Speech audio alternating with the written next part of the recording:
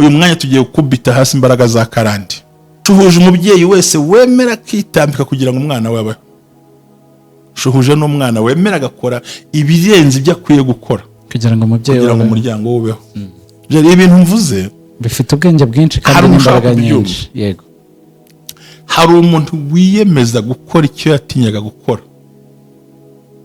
kubwa situation y'ubuzima butaruka bw'abandi bwa famille kandi bamureba agomba gukemurira ibibazo akiha responsibility. Ise wamubyeyi ntahari ariko akiha responsibility yo guhagarara mu mwanya w'umubyeyi we kugira ngo arangize akemera agakora ibidakorwa. Ndabivuze ijambo ibidakorwa.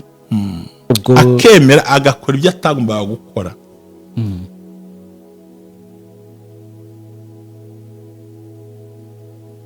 Ibyo atagombaga gukora.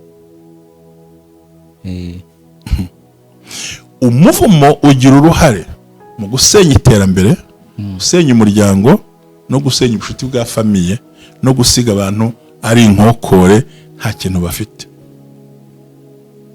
Kanumva batangatanze impande zose. None rega Karande uvumo bikora ku bukire, bikora ku mutungo, ku buzima n'imibereho. Nese dufite mwisi tubashindwa iki? Ni ibyo ngibyo n'ubundi. Ntagaro kurya no kurya muri bishingiye aho hano. Nkuko buri bashorwa mu gikona ateka nayoze nibazo kurya njye ndebe ko abantu bateka. Gahera mu gitondo ategura ibyo kurya. Sha mwajya kubirya nta minota 10 mu biryamo. Kandi nta kintu watanga kugira ngo umukuveho. Nta kintu watanga. Suko utagitanga ariko hari condition yo kugitanga. Yego ndabyumva ikintu cyambere ugomba kubanza kwihuza n'amaraso ya Yesu mbere yo kuvuga ibindi bintu byose. Kubera iki? Hari declaration ikorwa mu mpapuro. Yego. Hari declaration ikorwa n'akanwa. Ubwo ni ikira amasezerano. Hari amasezerano ashingiye ku nyandiko. Yego. Ayo ni make cyane. Yego. Ariko hari amasezerano ashingiye ku mvugo. Yego, amasezerano y'imvugo. Tacit contract. Iri bilateral cyangwa unilateral contract cyangwa se multilateral contract y'abantu benshi. No kuvuga ngo iyo ishingiye ku nyandiko nawe urandika. Iyo ishingiye ku kanwa nawe ukoresha umunwa wawe. Uvuze Paulo abwira abatesaloniki, abwira abakorosayi, arabwira ngo urwandiko rw'imihango rwaturegaga. Yarubambye yamika umuso arukuzaho imbaraga z'umusaraba.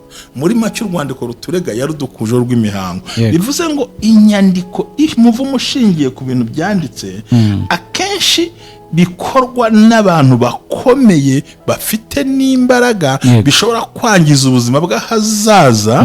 N'indagano ati kuba tarafunzwe amezi 6 biri muri mashini bibitsa ahantu. Igicaniro urajya gusaba akazi bakore bati igicaniro ati ngiki yafunzwe amezi 6 nta perimi tumuha yari afite iminota 10 yayamazemo bakwambure perimi si igicaniro. None igicaniro kigiye hehe?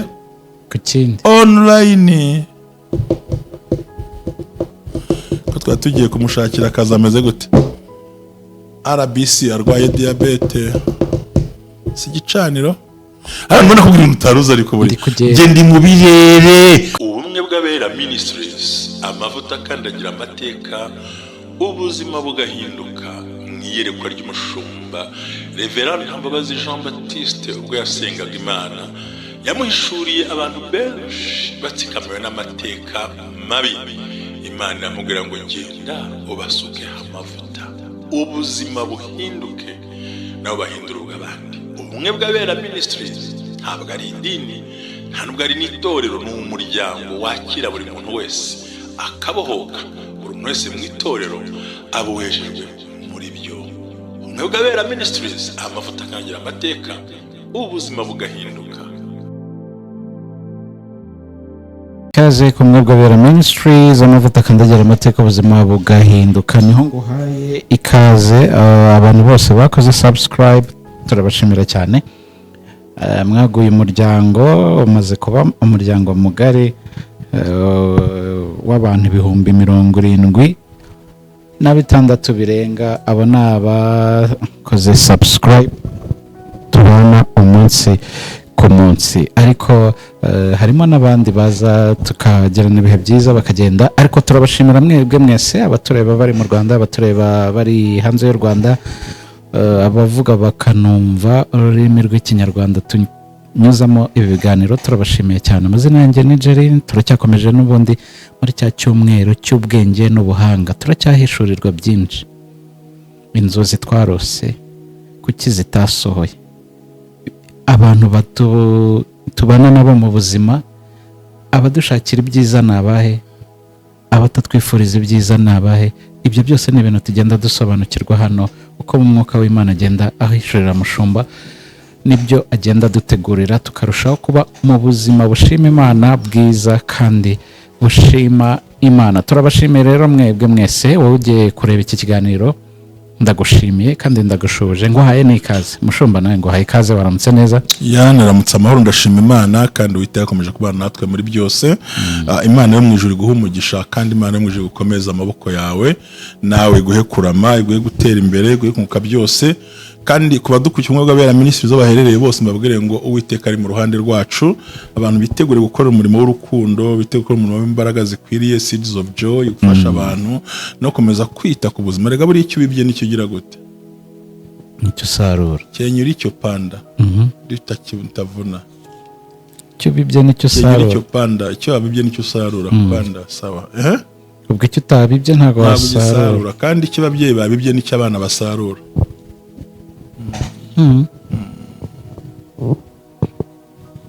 Aho ujya guhembesha yabibye n'icyo umwana asarura. Cyenyura icyo vuna basta panakaye. So Imana yo gumugisha mu izina rya Yesu. Dushimiye abantu bose, nongera nisuhuriza umuntu w'inshuti yanjye rwo mushana Uganda, sanyitse gukura abasebo. Imana iguhe umugisha, abanansana ndabaramukije, abanamungo na mu gihunya mwese, mbabwire ngo Imana ibahe umugisha. Nankuravye old Muraho, ndabashuje mwese abo twiganye hakurya wa Ndegeya, ndabashuje muri YMCA mwese, ndabashuje cyane nabo twabanye ahantu hamwe naburagara mwese. Imana ibahe umugisha ku musozi wa Kiso, hahandi Imana yavuganye natwe mwese, igenda gushuhuje mwese abari Uganda Kampala, abari mu buryo butandukanye n'andi hano n'igifaransa no kutahaza bura naho nanahakubwira. Reka mbabwire n'umuhanda umwe nkunda cyane, ndakunda abantu bo mu Kikubo. Imana ibahe umugisha mu isoko rya Wino, ndagushuhuje wowe Papa Inosa na madamu wawe muri iryo soko, uko mukomeye muguwe neza cyane. Imana ibahe umugisha. Kabaragara ndabashuje na za nkoko z'ikigande ziryoha kubi. Imana ibahe umugisha abanyamwuka mwese, abo kuri Victoria n'abari Kibuye hari bajya Uganda, burya hariyo na Gisenyi burya muri Uganda, nuko batahazi bagwe gusa ngo ndabashuhuje.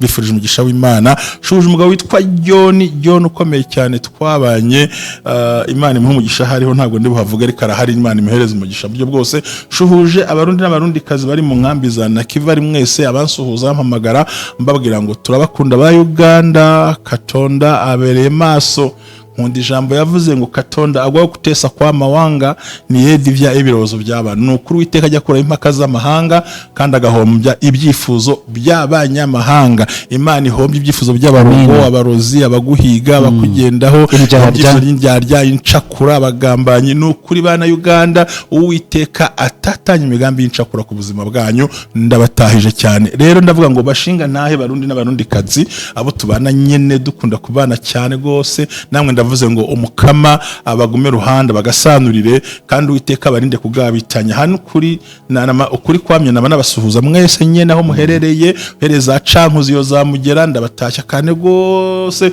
za Nyanzarake. Ndavuga ngo Imana ibagirire neza. Reka mbabwire ngo data wa twese akomeze abandindire bakibitoki Rugombo mwese. Imana y'amahoro ibahe umugisha. Dr. uvura amenyo nawe ndagushuhuje aho uri muri iryo vuriro, so ngo ndivuge Yesu akomera umugisha. Itoro rya repentance mwese ndabakunda, iryanura abashumba mwese muherereye hariya, maze mvuga ijambo ngo abo mu Buyenzi turabakunda cyane. Hanyuma nivugire ngo usibye mu Buyenzi gusa, reka nivugire ngo namwe bo kwijabe turabakunda. Gardinoro turabakunda cyane mwese, mugubwe neza. Rohero ya mbere ya kabiri, Gasekabuye twizamukire cyane n'amakartier mashyashya ari mavuka. Mbabwira ngo abarundi turabakunda n'abarundi kazi, mugubwe neza. Uwiteka ari mu ruhande rwanyu, kandi Uwiteka ajya abeho imitima yanyu yifuza cyane. Abarundi bato bakuze bakucuruza bacuruza bafite amaresitora n'abandi mwese mukorera muri Bujumbura, reka mbabwire ngo ndabakunda. Bujumbura rirare, ndavuga ari ruguru Gitega hose ndabakunda. Abamurama kwambuka Ruvyironza n'uruzi rwo hakurya yo kure nyene ndabatahije cyane rwose. Imana ibahe umugisha.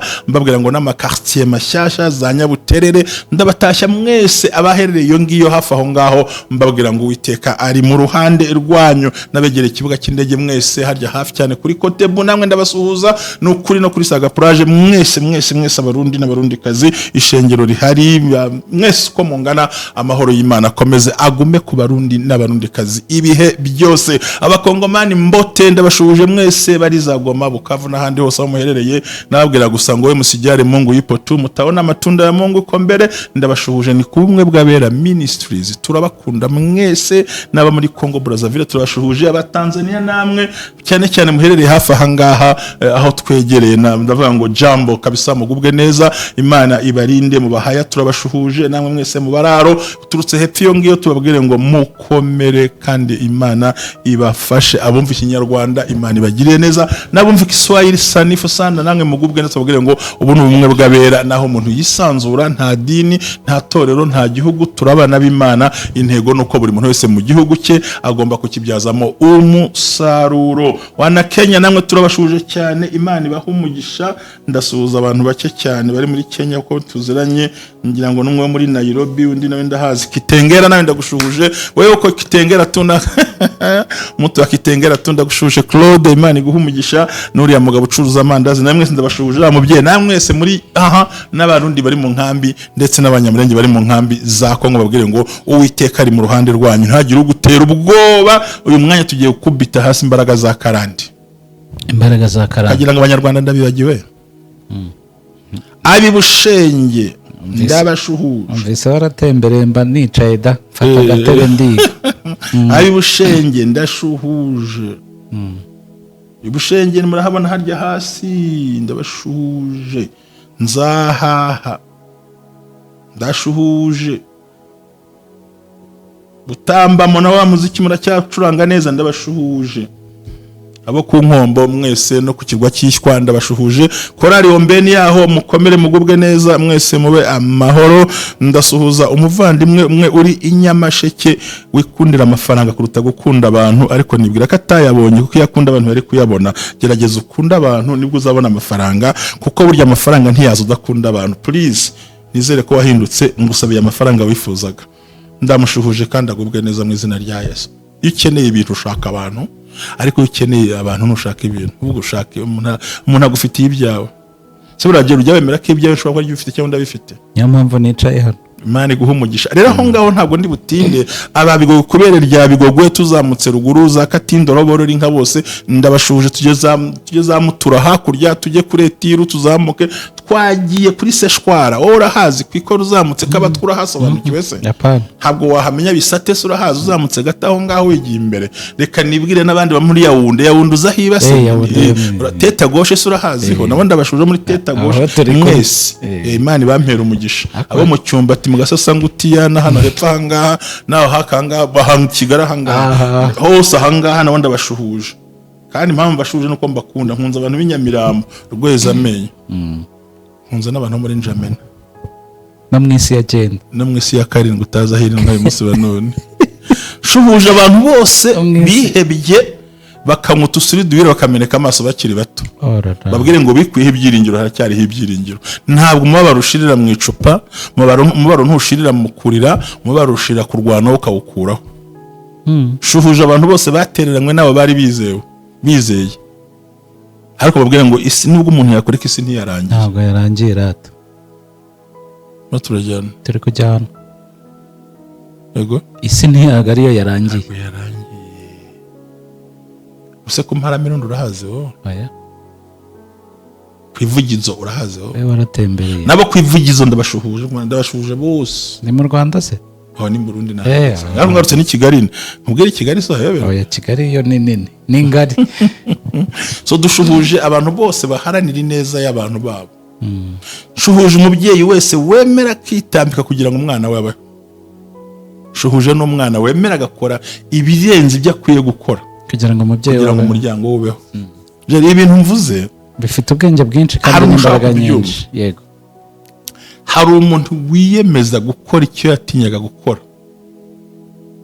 ko bwa situation y'ubuzima butari bw'abandi bwa famiye, kandi bamureba agomba gukemurira ibibazo, akiha responsibility. Ise wamubyeyi ntahari ariko akiha responsibility yo guhagarara mu mwanya w'umubyeyi we kugira ngo arangize, akemera agakora ibidakorwa. Ndabivuze iri jambo ibidakorwa, ubwo akemera agakora ibyo atagombaga gukora.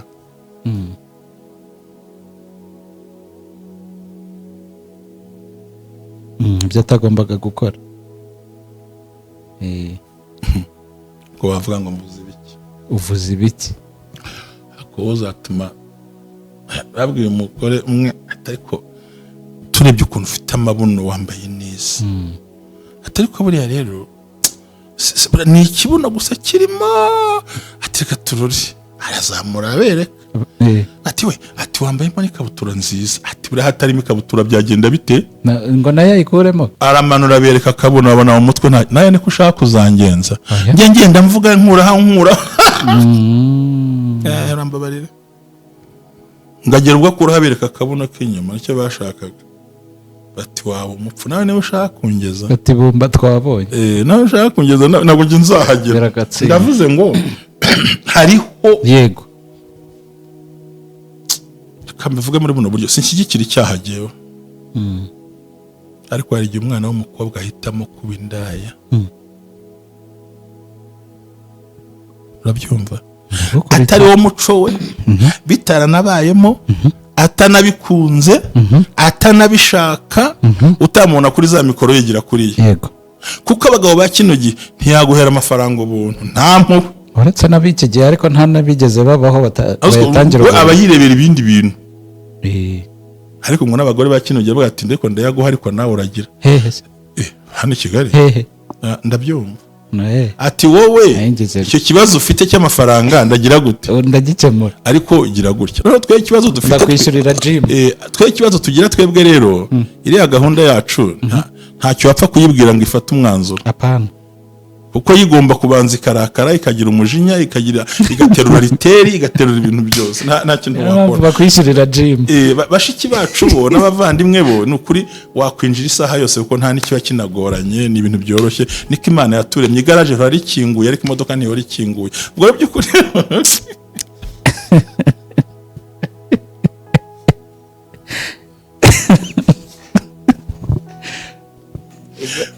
imodoka ipfiriye ni wayinjiriye, uvuga ngo buriya we isaha yo no twumva wa musore ntibiri bukunde nyine bisaba izindi mbaraga buryo. So urumva umuntu agafata icyemezo ku bwa situation y'ubuzima. Ngiye mpamvu nkubwiye ibi ntabwo ndi bumena amabanga kirazira, ariko hari umwana waje hano araturikararira neza, mbona arabastinze, ndagira ngo namufashe n'ukuri. Si umwana wanjye kurikurira, ndamurekararira arabatumva nkubwiza ukuri, niba hari ikintu nanga mu buzima ni ubusambanyi. Ariko niba hari ikintu gituma ashobora kubijyamo, ati kundi ku rwego nta muntu mba numva nkeneye nifuza, ko narabyanze mu buzima. Ati iwacu bazi kaho ndi umufonctionnaire, afite akazi kandi, ati dore icyo nkora nikiriye, ati ngezaho n'ubuzima bwanjye burangiye. Ese warize? Ati ndarize. Nta kindi wakora? Ati ndagikora. Atesa atugira ngo nkatwe utanabishaka tubura abakiriya, atari kumubabaro ubamo, agahinda kabamo, kuko papa yaradutaye, ambwira ibintu byose ndabyumva. Situation de vie. Tangije ariko namugira inama, ariko buryo hambwe ubwo ubikora utabishaka hari ikindi wakora ubishaka, kandi urabikora kugira ngo ukemure ikibazo, ariko ntabwo urimo ubikora kugira ngo uzarangize ikibazo. Uragikemuye ariko ntabwo urangije ikibazo. Cyabumva reka amakuru mbashaka guha buri. Noneho uyu munsi rero bikore nk'ukemura ikibazo, bikore nk'ushaka gukemura ikibazo, wibikora nk'urangiza ikibazo. Cyangwa ijambo ntabwo urimo risubira. Ntabwo ndi kuryumva neza. Njyewe nshobora kuza nkakubeshya kugira ngo njye nkemuye sikamwe ndariye, ariko ntago nkemuye ikibazo, ndangije iki mvuga ngo ndariye ndaranura umubije ariko nzasubira, ariko hari ikindi nibukore kizamfasha kurangiza ikibazo. Ndamubaza none gusambana bizarangiza ikibazo cyangwa bizongera ikibazo kiragikomeza? Ndamubwira ngo muri make wabonye ubisevinze, buretse gukemura ibyo bibazo byo mu rugo, banza ukemure ikibazo cyatuma uzabasha gukemura ibyo bibazo. Uyu munsi ni umucuruzi mwiza cyane, yarabiretse cyane. Namubwiye ibanga, ndamubwira nti urimo urakemura ikibazo ariko nturangije ikibazo, banza ushaka inzira yo kurangiza ikibazo. Ubw'amahirwe asanga yarata amafaranga sinshaka kuyavuga, ndamubwira nti genda ukora uko no kwizera no kubisifura. Atariko baramagaje babwira ngo yego nabihozemo ariko narabiretse ntubivange, ubwo niba uvuyemo vamo, wibibangikanye. Rimwe naza afite n'ubukwe mu minsi iri imbere, kandi bwiza cyane, kandi namubwira ntuzahishe uwo uriwe, uzamubwire kuko n'ubundi muzahurira muri iyo myuga n'ubundi yanyu.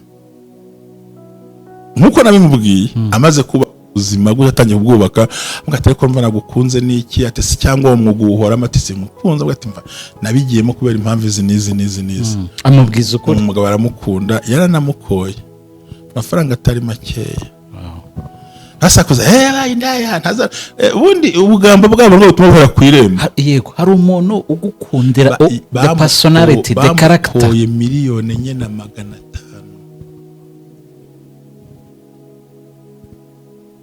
Mama we ntagituye mu cyaro, ko naramubwiye ngo wabikoze rangiza ikibazo. Kurangiza ikibazo ni ukubisohokamo, noneho no kurangiza ikibazo ni ugukora ibituma kizagira gute, kizavaho burundu. Burya ntukajya uhangana ngo cyari ibintu y'abarokore, sinzi niba tuzafata ikiganiro twabwira abantu ngo yango ntacyo ngo naraye ndiye ngo ejo ngo sinzi kiramuka. Ibyo ni amakosa. Ubundi nyimbazwa n'utambwira ngo ejo uyu munsi nariye, it's okay, ariko ikibazo nge nejo, kandi tutagomba kuba hahangayikira. kuki uhangayisha bahageze se? Ni ikibazo. Nyoherereza impa. Erega nawe ugomba gutekereza uri umuntu, noneho mubwira ikintu ari buze gukora urabyumva icyo bishobora gutekereza. Mvuga ngo mu mikorere no mu myumvire ye, nubwo ntitegura uko uzarangiza ikibazo, apana kugikemura, kirangize burundu mu buzima bwawe. Birashoboka, arategura uko namubwira bitegura, ntihandi kindi. Ubwo winjiye muri gahunda y'Imana nta muntu uvanga ibintu bibiri, sohokamo cyangwa muri ibyo bintu byawe, wibibangikanye. Aragenda arakora, arazamuka. Nshuti yanjye yarambwiye ati ubu nibwo noneho ntangiye kumva ko urukundo rubaho. Ati ikintu cyanashekeje ubwo, ati uwo mugabo duherukana ngo bihite binarangira ubwo, tumwa ngo ubu turiba n'inshuti, turebana uko nguko, nibwo mariage niri gutegurwa. Ati iyo mpindukiye nkibuka na yes, ndamubwira nti burya hari aba noneho tuve kubafata niyo myanzuro mibi. Hari n'abemera bakiba, hari n'abemera bakajya gukora akazi kadakorerwa kubera ko bafitemo ikintu cyo gukunda umuryango. Umuntu ufite burya umuntu ukunda umuryango burya abakunda n'igihugu, burya abakunda n'itorero, burya umuntu ukunda umuryango cyane abakunda n'igihugu, kuko ntabwo twubakira imiryango, twubakira igihugu. None se niba ufite inzu ya etage muri Kigali ni y'umuryango, ariko ngo igihugu cyageze gute cyazamutse, hari nk'imisoro. So rero ni ukuvuga ngo turimo tuganira ko amagambo twavuga se niba twabihereye icyo bita kumenya guhindukira. Nasuhuzaga abantu bose b'abantu bemera bakinjira mu buzima bukakaye ko bw'imiryango yawe. Umugore ati genda pfaka, ariko nta mugabo uzinjira muri uru rugo. Agapfaka aragikumbuye umugabo, ariko akandagira imyaka 50 nta mugabo winjiye. Yego, hakaba undi gusa bapfa kuyora ivu ry'ikiriyo, kari harya kinjira. Hakaba umugabo nawe hari nawe yavuze ati apfusha abana batigewe nta mugore nzazana, nzirerera abana banjye bose bakuri. Abana baza kwicara bakuze ngo papa ko tugiye kujya mu ngo zacu, ntago twagusigaho twenyine, nawe shaka uwo musigarana.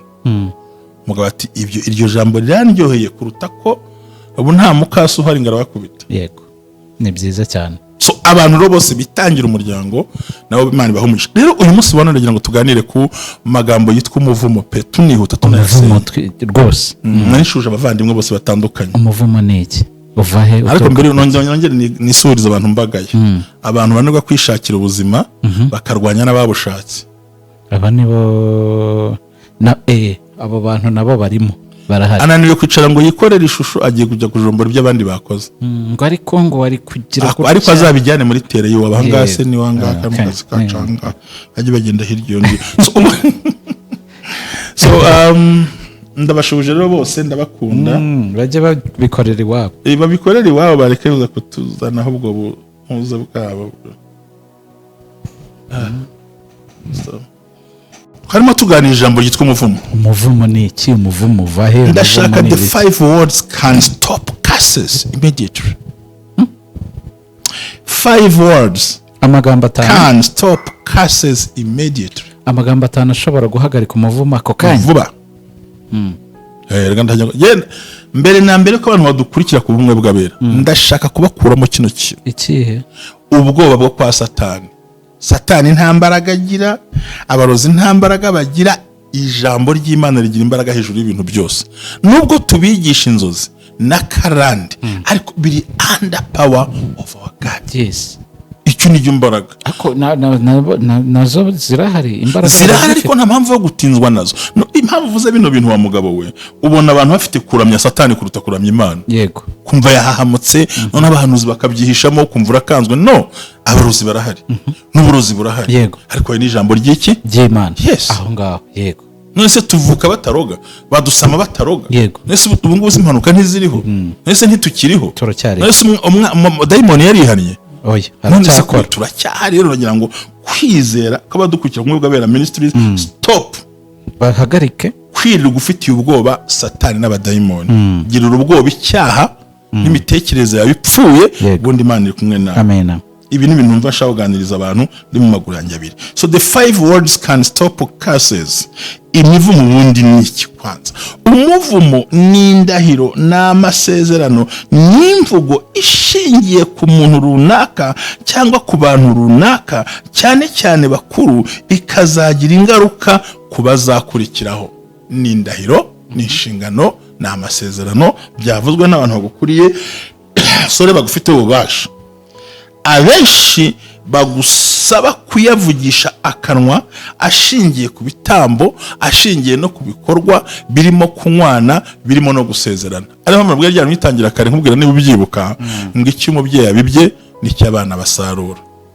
Yego, uranyumva neza? Nakumvise. Rero ibi bintu by'imivumo bigira imbaraga ijyanye no gutekereza kwa muntu.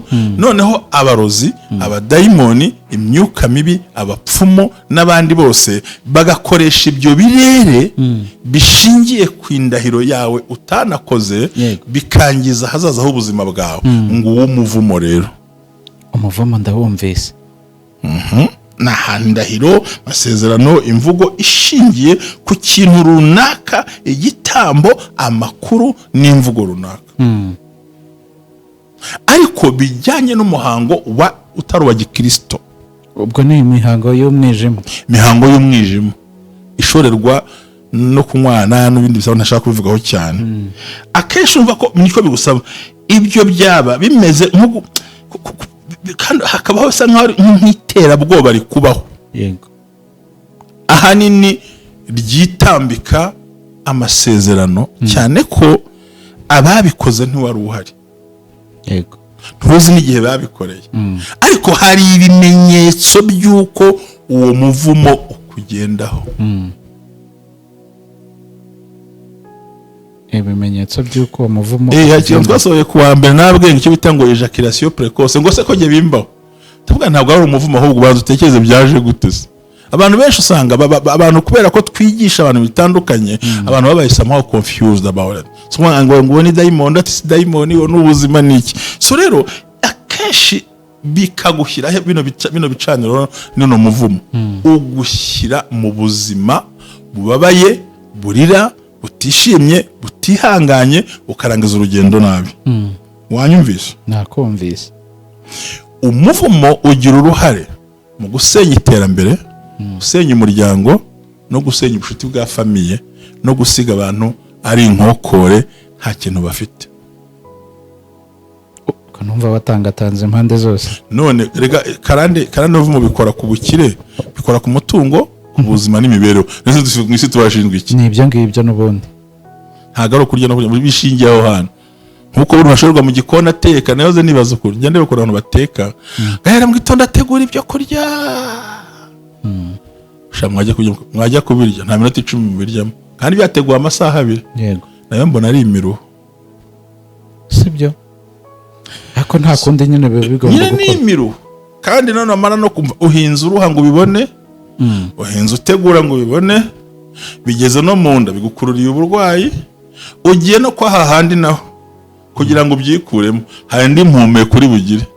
Hari ukuntu bwatse tuzahinga tubiri icyuya. Duteke twihanagura icyuya. Tubirye tubiri icyuya. No kujya kubyituma nago besoye gushyiramo izindi mbaraga yisira. Sako nakora kumviza ariko. Bana kumviza. Nasibya bintu se kutabye. N'urwaye idea na hari akandi kabaraga wongera. Amva ko isari ntambara. Wabikoreye biri icyuya no gushishikara. Teye kubiri icyuya, ubirye biri icyuya no kujya kubikura muri wowe. Ni icyuya. Kandi biryo. Timo za diabete reka twihute. So iyo mivumo ikagira uruhare mu kwangiza. Nkuko tuzabisobanura muri wa murage ukwiriye ku mugoroba zabyumva. Hanyuma rero ku buryo abantu babaho mu buzima bumeze gutya. Bushingiye ku iterabwoba, depression, utakaza icyizere no kubaho nta mutekano ufite mu buzima bwawe. Shobora kuba nafite memo infra ariko mfite umutekano muri nge. Nta nifaranga nari mufite. Nta nibiryo bihari. Ariko hano wa mutekano muke none abantu bakabibona abandi bagahamuka nugasanga uriho ubuzima iri jambo ryumve butagira isura. Dafite ishusho. Abantu bazi ko ubuzima budafite ishusho ari ubudafite amafaranga. Aya. Hari n'abafite ariko nta shusho bafite. Wanyumvise? Harimo n'abayafite. So ku buryo nshaka kwihuta cyane ni amagambo angahe mbere yuko nyinjiramo. Yego. Ndabanza nirukana ikintu cyitwa ubwoba. Karande vaho, umuvumo uvaho. Ariko nta kindi kiwukuraho ni amagambo 5 ngiye kubwira buri muntu hirya y'ibindi byose. Nongere mbisubiremo nshuti yanjye. Nta kintu watanga kugira ngo umukuveho. Nta kintu watanga. Suko utagitanga ariko hari condition yo kugitanga. Yego ndabyumva ikintu cyambere ugomba kubanza kwihuza n'amaraso ya Yesu mbere yo kuvuga ibindi bintu byose. Kubera iki? Hari declaration ikorwa mu mpapuro. Yego. Hari declaration ikorwa n'akanwa. Ubwo ni ikira amasezerano. Hari amasezerano ashingiye ku nyandiko. Yego. Ayo ni make cyane. Ariko hari amasezerano ashingiye ku mvugo. Yego, amasezerano y'imvugo. Tacit contract. Iri bilateral cyangwa unilateral contract cyangwa se multilateral contract. Abantu benshi. No kuvuga ngo iyo ishingiye ku nyandiko nawe urandika. Iyo ishingiye ku kanwa nawe ukoresha umunwa wawe. Yego. Ukavuga ngo icyambere I'm covered by the blood of Jesus. Nzitiwe n'amaraso ya Yesu Kristo. Nabaye covered. Muvumo ujya gusasira ugasanga amaraso arahari. Kumurembye yaravuze ngo Uwiteka umucamanza iyo ambonyeho amaraso. Birarangiye. So aho kurindwa n'impigi n'udusaro n'uduhu twimbwa zapfuye n'uduhuza n'udufu tw'indagara urudagara ukuntu ruryohana n'ubugari ntiwakarushyize mu ifunguro kurinde ntago icyapfuye cyari ndi umuzima ahubwo itwikiriza amaraso ya Kristo muri wowe ngo aka kantu ngiri baba ngo ujye urishyira hano. Yego. Ukavuga ngo I'm covered by the blood of Jesus Christ. Ndinzwe n'amaraso ya Yesu Kristo. Nuvuga ngo dushingiye ku ijambo ry'Imana mu byahishuwe bice 12:11 haravuga ngo declaration igarura assets na protection no kurekavaringa ibyo watakaje binyuze mu izina rya Yesu Kristo w'i Nazareti.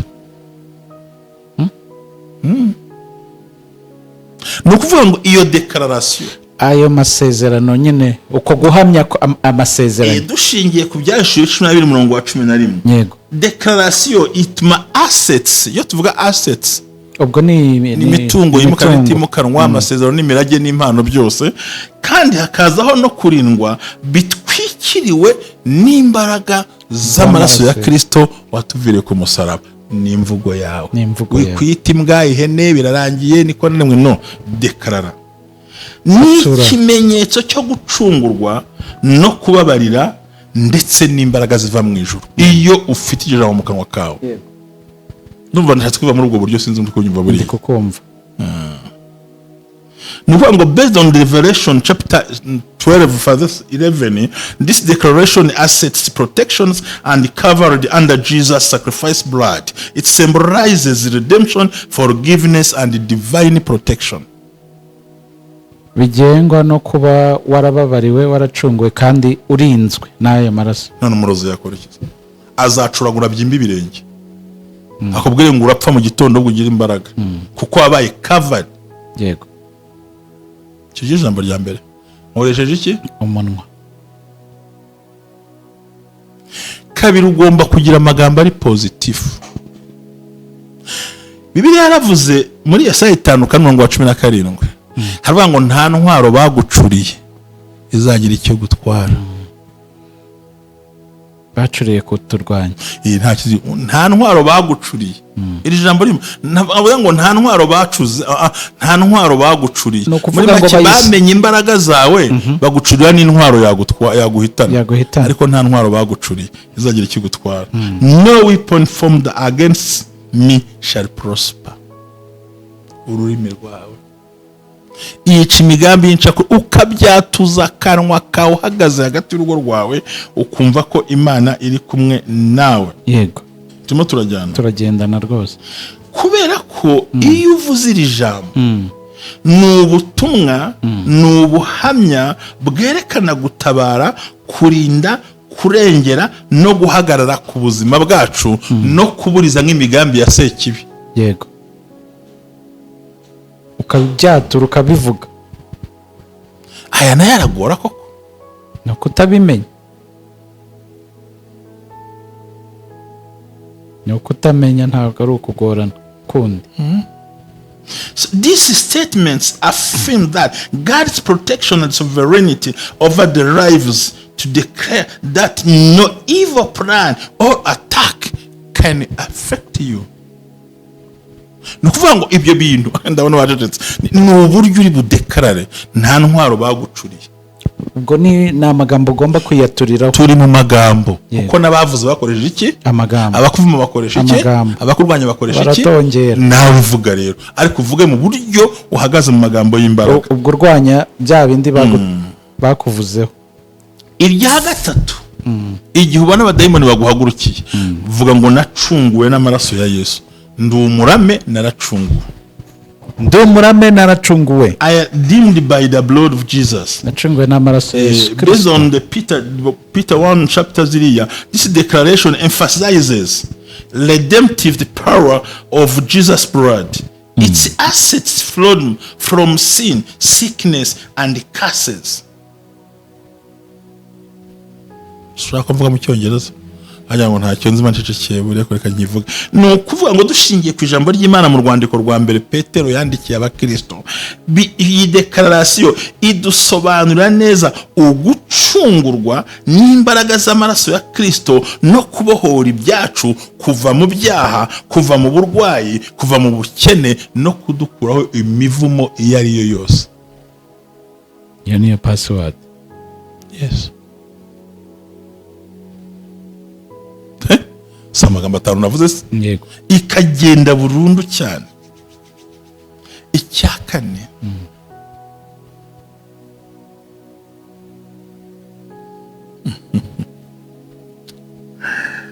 buriya rero umuntu yagutakarije icyizere. Yego, yagutakarije icyizere cyangwa wakimutakarije, niki wakwemera ko yakora? Ntacyo. Ejo naganije ko ndabwira twe ntago twaje gusura Yesu, twaje kubana na Yesu. Ubundi waje gusura cyane ibyo basuye, ariko waje kuhaba igihe waje kuhaba. Iyo uje gusura Kristo nyine uragenda. Ni ukuvuga ngo the great cyangwa se ikintu gikomeye gihenze gishobora gutuma ubohoka ni ukubana na Yesu muri wowe n'ijambo rye kuruta kubana n'imigani n'ibitangaza. Ni Yesu n'ijambo rye kuruta kubana n'imigani n'ibitangaza. Hari abantu batunze imigani ya Bibiliya kuko badatunze ijambo ry'Imana. Gute se? Izazi bigenze neza agacyurako, izabigenza neza uhagaze. Yatubwiye ko ntawe uzasonza, none ko waraye ubusa kandi ntazo utazasonza. Nyine ugasanga nifitiye amagambo yaje bigenze neza, kireje iramutegera, twatugamba uko ajya bivuga nyine twatundi twabo. Ugasanga nitwo yibanirana. Imana mukore gitangaza akabyina kitabura atiye ko Imana umura iki. Ariko hakaba abandi bantu living in that babana n'iryo jambo. Yego. Turajyana. Nuvuga ngo ushingiye ku rwandiko rwa mbere Yohana ibice 4 yaravuze ngo this statement affirms that believers victory over all the challenges. Nuvuga ngo iyo turi muri rya jambo, iyo tubana na Kristo muri twebwe, yaravuze Yesu ngo umuntu nankunda azitondera ijambo ryanjye, nzabwira data tuza hari tubane nawe. So nuvuga ngo iyo ukunze Imana ukabana nayo nta mpamvu yo gushiftinga place to another place, ahubwo Yesu Kristo umwuka we baraza bakazi iwawe. So Imana yageze iwawe umurozi yacahe, Imana yageze iwawe warara ubusa gute. Umuntu nankunda akitondera ijambo, nzabwira data tuze kurojiwe, tuze kubiwe, turyame twirirwane nawe. Yego. So niyo mpamvu tutaje gusura Kristo, twaje kubana na Kristo. Urumva? Yego. Kandi byerekana the superiority of God power with over the people who choose to live with God. Ni byerekana imbaraga zikomeye ku bantu bahisemo kubana n'Imana, bataje gusura Imana. Biri philosophique, biri natoje ko ariko ikindi kiro kiza nuko umuntu yumva imbaraga zabe. Kwiri kuvuga ngo mu izina rya Yesu ngo ndahurutura wihurutura ibyo bintu, ahubwo nicyo ufite aho ngaho. So ijambo rya gatanu ni igihe cyose aha Jerry hindura amaso nyumve. Ijambo rya gatanu nishingiye ku nyandiko. Umuntu yakwandikiye urwandiko tutaragera kuri gatanu tugaruke kuri kane gatoya. Kuko nyine ngo ni imbaraga zerekana ko uri hejuru, utaje gusura ahubwo waje kubana nawe. Uri hejuru y'uwo murozi muri make ari anda yawe, uri munsi yagutera ubwoba. Mise mbona ko ari amahame. Uti kubera iki? Kuko na daimoni ivuze ibitari byo zirakurondora. Wowe uri kuvuga ibyo urinde. Baba banakuzire. Uri mwene nde? Uva he? Bakabona ko udafashije. Ubwo bigenda bikansubiza muri cya kintu uvuga se ko nabivuze ko nta cyahindutse. Wabivuze urinde? Yego. Wari uhagaze. Sundi urazwe. Uri umushyitsi cyangwa uratuye. Twigendere kuri gatanu. Ya gatanu rero umbabarire mbivuga. Ni amasezerano ashingiye ku nyandiko. Umukono ugafata ukandika cyangwa n'ibindi byose. Muzungu waravuze ngo la parole s'envole. Amagambo araguruka cyangwa kwibagirwa. Inyandiko zo zigumaho. Voilà Spartan muri kiri nashaka kubivuga. Ni ukuvuga ngo based nkuko byakwanditse, iyo umuntu yanditse akwandikiye urwandiko ashyize nk'umutego, ateza ubuzima bwawe. No kuvuga ngo ne time bagiye kubura dosiye abonamo cya kintu bagisemo kikwicira ubuzima. Yego. No muri contract abantu barabizi. Iyo wapfuye gusinya utanditse na utasomye neza urwandiko bakarubika ahantu kazaza. Bivuze iki? Yarabivuze Paulo abwira abatesaloniki, abwira abakorosayi, arabwira ngo urwandiko rw'imihango rwaturegaga yarubambye yahambika umuso arukuzaho imbaraga z'umusaraba. Muri make urwandiko ruturega yarudukuje rw'imihango. Bivuze ngo inyandiko imuva umushingiye ku bintu byanditse kenshi bikorwa n'abantu bakomeye bafite n'imbaraga bishobora kwangiza ubuzima bw'ahazaza. n'indagano ati kuba atarafunzwe amezi 6 biri muri mashini bibitsa ahantu. Igicaniro urajya gusaba akazi bakore bati igicaniro ati ngiki yafunzwe amezi 6. nta perimi tumuha, yari afite iminota 10 yayamazemo bakwambure perimi. Si igicaniro. None igicaniro kigiye hehe? Ku kindi online. Ko twari tugiye kumushakira akazi ameze gute? RBC arwaye diabete. Si igicaniro. Mbona ko ibintu utaruza ariko buri je ndi mu birere muri iyi minsi ya nona ko gushaka visa ya CRB asideni n'ibihemo. Igicaniro ibicaniro bitogo tutanabizi. Ndavuga ibi bintu ni hatari. Para sigahita kiza. ntiyafunzwe ariko hari dosiye yakurikiranwemo, ntabwo yemerewe kugenda. Igicaniro kiti B. Yego.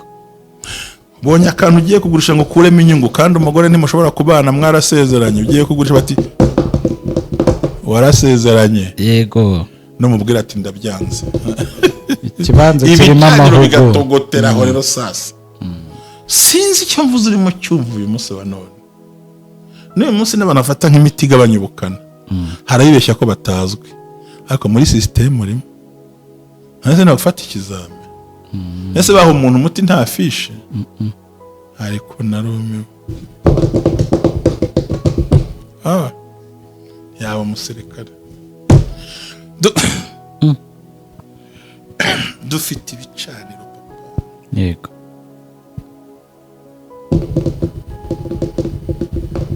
Gashyiramo iyo nimero barayifunze.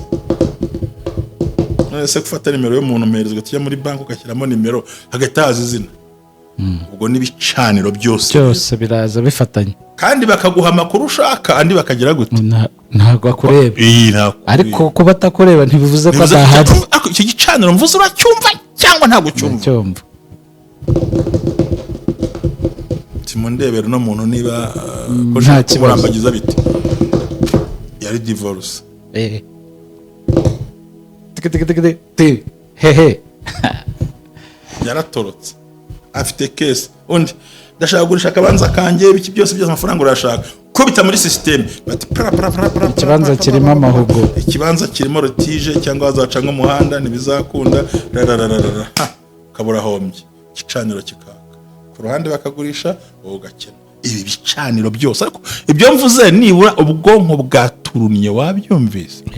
Iki gicaniro cyanditse kiragukubita no mu myaka 1000 kigakurikirana kikaguherekeza. Iki rero you must gutanga igitambo gihindura inyandiko. Abonye umuntu bika kandiko kangana gutyo ukagera ngo byararangiye akazana atariko ahantu nahi iwacu inyandiko akazana ka papuro ati sore amagambo aribagirana. Iki gicaniro kiravuga. Uziko kivuga no mu nama. Bati se bwo umuntu ugiye kumubeshyira abikura ati dore proof. Uko byanditse. Igicaniro kikubuza amajyo. Yego. Iki rero kugira ngo gikire bigaragara ko iyo usomye muri Matayo 4:4 uyu murongo werekana imbaraga kuri ba autorité cyangwa imbaraga ku byanditswe ku muntu. Turimo tugenda. Yego. Bisobanura ko ukwiye kudekarara uhagaze mu mbaraga z'Imana, uyisaba gusenya fondasiyo ya kera, uyisaba kuyoborwa, kugushyiriraho uburinzi no guhindura amateka, ariko igitambo takibagiwe. Inzandiko z'imihango zaturegaga. Ni byiza rero ko umuntu w'Imana agomba gushyiraho izi ngamba. Iya mbere kumva ko God Imana imurinze. Ntacyo tuzaba God's protection, we are covered by, shielded from harm, divine redemption, Jesus' blood redeems us from sin and consequences, victory over advertise, we can overcome challenges through the faith, authority of scriptures, God's word is our foundation and guide. So nuvuga ngo buri gihe umuntu akumva ko arinzwe atabawe, ngaya magambo 5 umuntu akoresha mu gusenya umuvumo, ariko uyu wanditse icyo gitamba cyibuka. Yego. Kandi hari umuntu uhora ukwibutsa.